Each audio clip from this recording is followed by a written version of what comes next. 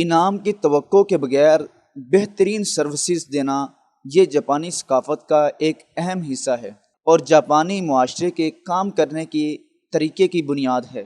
بات چیت کے ذریعے مسائل کا حل نکالیں، دوسروں کا خیال رکھنا، ان کی دیکھ بھال کرنا اور ان سے ہمدردی کرنا، موجودہ وسائل کا احترام کرنا، انہیں ضائع نہ کرنا اور شکر گزاری کے احساس کے ساتھ ان کا استعمال کرنا۔ جن لوگوں کی زندگی کا کوئی مقصد ہوتا ہے وہ زیادہ خوشحال زندگی گزارتے ہیں۔ ایک صحت مند جسم اور پرسکون ذہن کسی بھی ہنر کی نشو و نما اور نکھار کی بنیاد ہیں۔ جیتنے کے لیے ایک ذہنیت کی ضرورت ہوتی ہے جو سٹریس اور ناکامیوں کا مقابلہ کر سکے۔ اپنی خامیوں اور فطرت کو قبول کرنا سیکھیں۔ زندگی کی ہر چیز حتیٰ کہ انسان بہاؤ کی حالت میں ہے۔ ایک استاد کی تعلیم پر عمل کرتے ہوئے بنیادی باتیں سیکھیں اور اس تعلیم کو عمل میں لائیں اور بہتر انسان بننے کی کوشش کریں۔ قابل لوگوں سے ہنر سیکھیں اور نئی ایجادات کریں۔